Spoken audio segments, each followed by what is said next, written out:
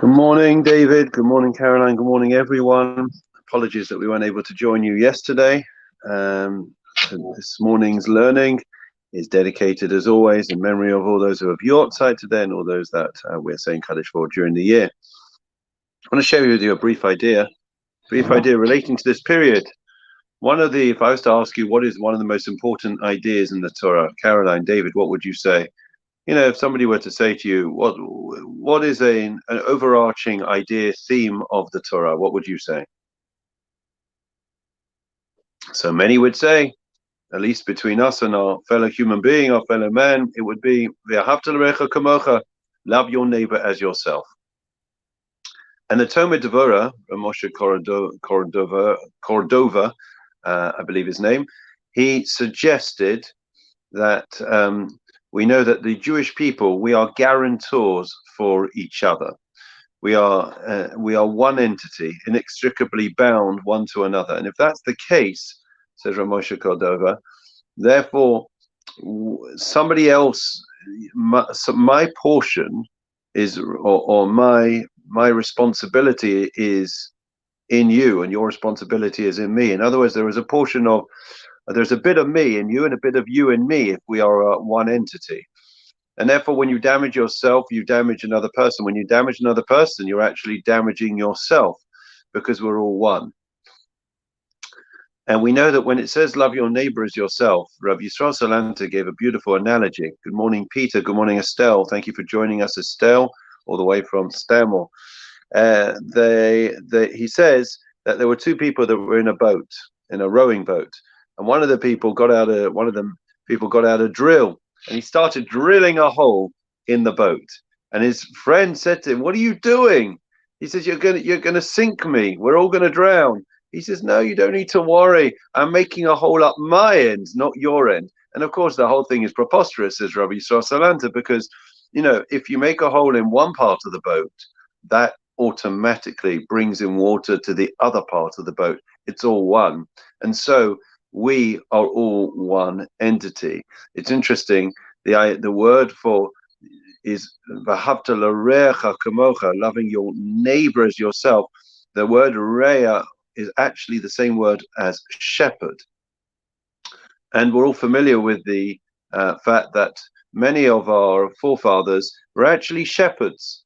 Why is it God wanted them to be shepherds? Why couldn't they have any other job? Why is it that was the Jewish job at the time, job for a Jewish boy? And the answer is because a shepherd is quite unique in that he has loads of sheep to look after. And even if one little sheep were to go astray, that shepherd has to go out of his way to ensure that every single one of those sheep are accounted for. Even that lone stray sheep, he has to worry about. And therefore, that is the role of the Jewish people, that we worry about every single member of the Jewish people.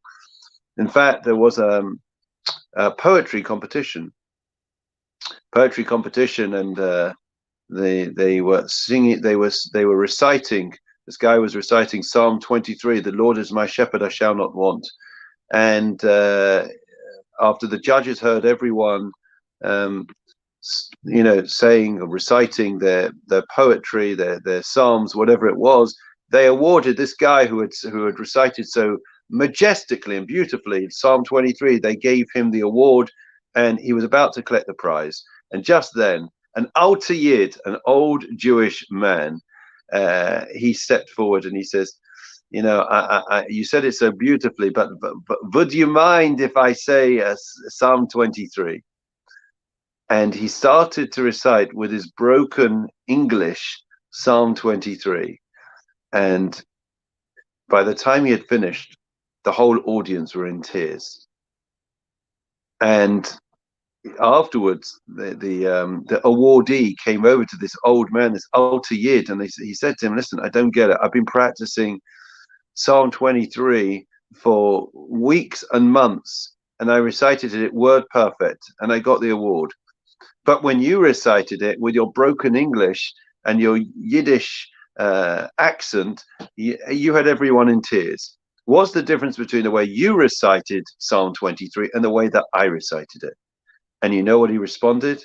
The difference between you and I is that I know the shepherd. The shepherd, of course, is the Almighty, who's always worrying about each and every one of us.